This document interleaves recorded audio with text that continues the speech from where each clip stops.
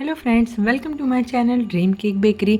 तो ये जो आप केक देख रहे हैं ये है चॉकलेट केक और ये मैंने कैसे बनाया है पूरी रेसिपी आपको बताऊंगी। स्पंज भी मैंने कैसे बनाया, आज मैंने स्पंज जो है वो स्क्रैच से बनाया है। तो आइए मिलकर बनाएंगे कि कैसे मैंने बनाया। सारा कुछ मेजरमेंट आपको डिस्क्रिप्शन बॉक्स में मिल जाएगा। आज इस स्पंज को बनाने के लिए मैं कर्ड का यूज़ कर रही हूँ। आप चाहें तो दूध का यूज़ कर सकते हैं पर उसकी रेसिपी अलग होगी। तो आज आप देखिए कर्ड वाली रेसिपी। तो सबसे पहले हम ड्राई इंग्रेडिएंट जो हैं हमारे उनको मेज़र कर लेंगे। तो सबसे पहले मैं ले रही हूँ मैदा। ये केक आप व्हीट के साथ बना सकते हैं लेकिन तब जब आप इसकी आइसिंग नहीं कर रहे हैं, पर आज हमें इसकी आइसिंग भी करना है। मैंने बेकिंग पाउडर बेकिंग सोडा डाल दिया है उसमें मैदे में। अब मैं ले रही हूँ कर्ड। कितना क्या ले रही हूँ सब कुछ आपको डिस्क्रिप्शन बॉक्स में मिल जाएगा। तो कर्ड ले लिया है हमने, क्योंकि हम चॉकलेट केक बना रहे हैं इसलिए मैं थोड़ा कोका पाउडर भी यूज़ कर रही हूँ। 1 टेबल स्पून मैंने इसमें डाला है और ये मेरा डार्क कोका पाउडर है, बेकफील्ड का नहीं है, ये बेकर्सविले का है। तो ये मैंने डाल दिया। अब मैं ऑयल डाल रही हूँ कर्ड में। तो सारा कुछ आप देखते जाइए ध्यान से कि मैं कैसे क्या कर रही हूँ और उतना ही फिर आपको मेज़रमेंट यूज़ करके स्पंज बनाना है। कितने ग्राम का स्पंज बनेगा और उस स्पंज से आपका कितना केक बनेगा सब कुछ हम वीडियो में देखेंगे, इसलिए वीडियो को स्किप मत कीजिएगा, नहीं तो इन्फॉर्मेशन मिस हो जाएगी। अब मैं इसमें डाल रही हूँ शुगर।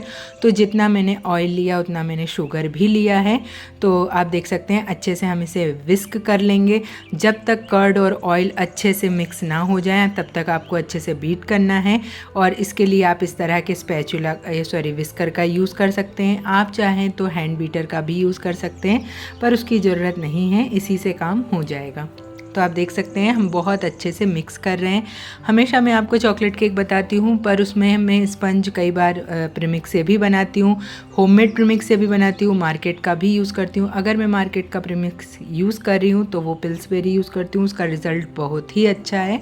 और फिर हमने सारे ड्राई इंग्रेडिएंट मिला लिए।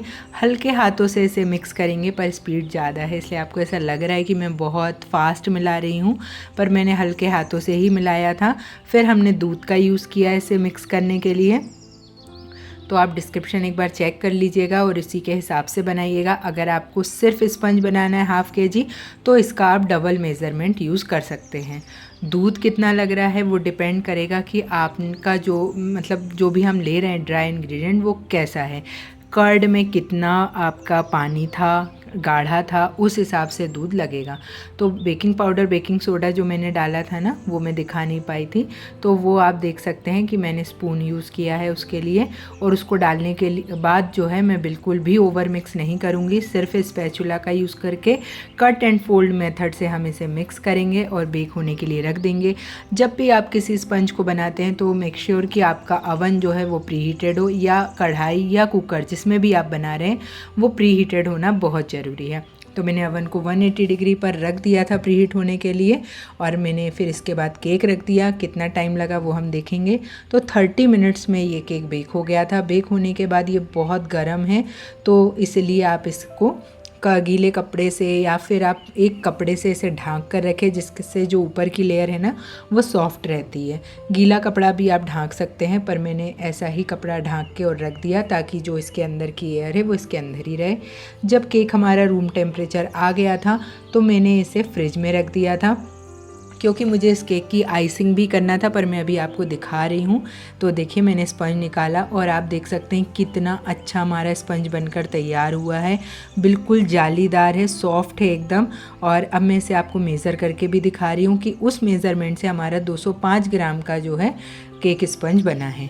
इससे हम केक बनाएंगे और फिर अब केक देखेंगे वो कितने ग्राम्स का बनता है, ठीक है ना। तो देख सकते हैं आप कितना अच्छा हमारा जालीदार। आप इसे ऐसे भी खा सकते हैं, ये ऐसे भी बहुत टेस्टी लगता है। सिर्फ इसके ऊपर आप ट्रफल पोर कर दो, चॉकलेट गनाश पोर कर दो, ऐसे भी ये बहुत यम्मी लगता है। पर आज मैं आपको इससे चॉकलेट केक की आइसिंग भी बताऊँगी। जो हमारे न्यू सब्सक्राइबर हैं उनके लिए, पुराने जो हैं उनके लिए थैंक यू। आप चैनल को सपोर्ट करते रहें ऐसे ही। तो देखिए मैंने लेयर कट कर ली और फिर जो है थोड़ा सा चॉकलेट का मैंने सिरप बना के उसको सोक कर लिया।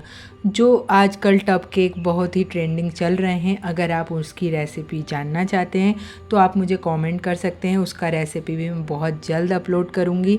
और टब केक बनाने में भी कोई कला नहीं है, जैसे हम ये चॉकलेट केक बना रहे हैं ना, बस वैसे ही बनाते हैं।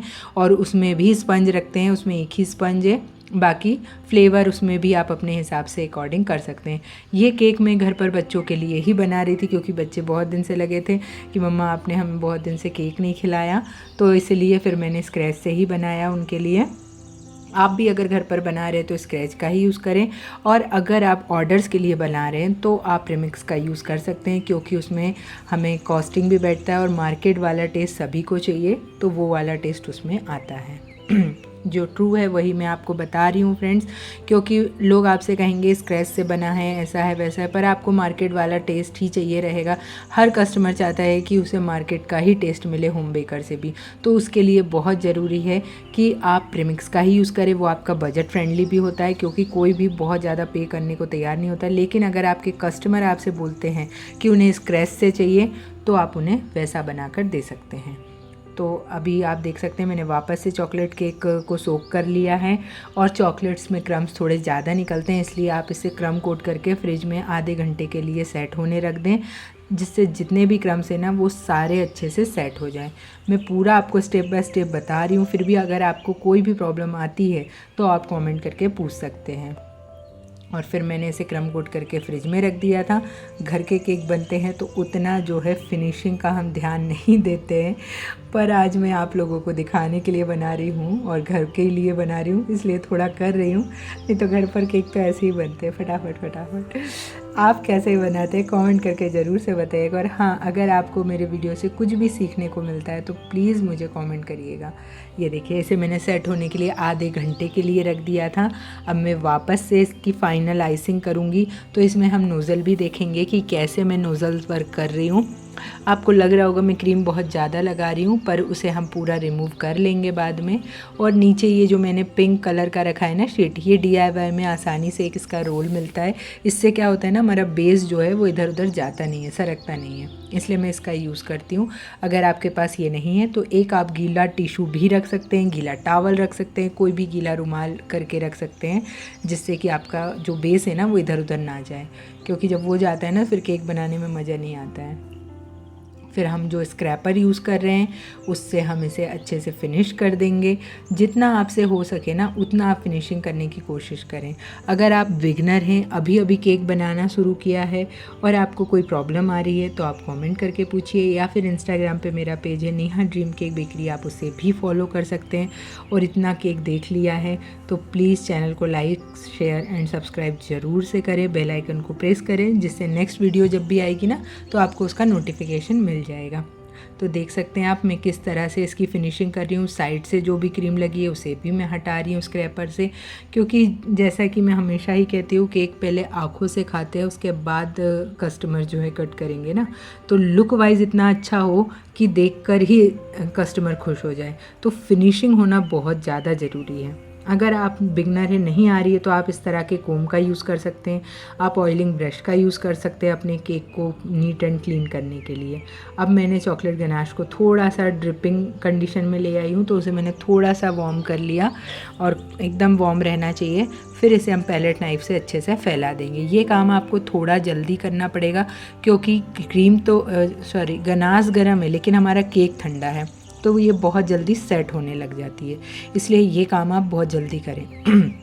अब आप साइड से अब भी देखेंगे मैंने कैसे स्क्रैपर से पूरा फैला दिया। तो उसके लिए बहुत ज़रूरी है कि आप जो स्क्रैपर यूज़ करेंगे ना अभी, उसको आप थोड़ा सा गर्म पानी में डिप कर लें, या गर्म पानी से गर्म कपड़े से उसको क्लीन कर लें, जिससे उसमें थोड़ी सी भी गर्माहट जो रहेगी ना, उससे आपका केक एकदम से फिनिश हो जाएगा। आप देख सकते हैं मैंने इस स्क्रैपर को थोड़ा सा गर्म जो कपड़ा था ना उससे गर्म किया था, और आप देख सकते हैं एक ही स्ट्रोक में जो है वो क्लीन हो जाएगा, है ना। और जहाँ आपको लग रहा है तो आप फिनिश कर लीजिए। लेकिन अगर आप बिगनर हैं तो ये काम बस आप एक ही बार करें। अगर आप इसको बार बार सुधारने जाएंगे ना तो ये बिगड़ जाएगा।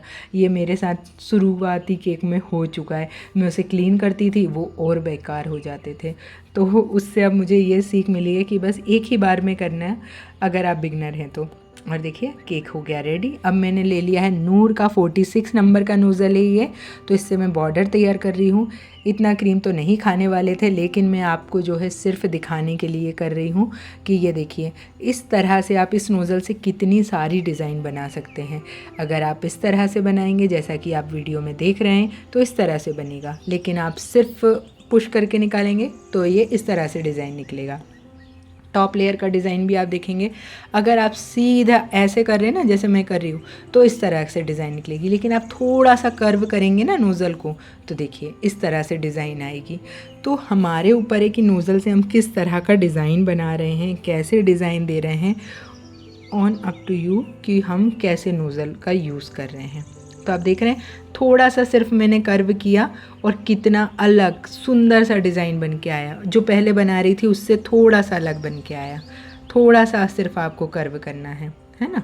तो आप एक ही नोज़ल से बहुत तरह की डिज़ाइन बना सकते हैं, फ्लावर्स बना सकते हैं। और आप अंदर देख रहे हैं जैसे कि मैं सिर्फ ऐसे फ्लावर्स बना रही हूँ तो ये भी बहुत सुंदर बन रहे हैं। तो हमारे ऊपर है कि हम नोज़ल को कैसे यूज़ कर रहे हैं।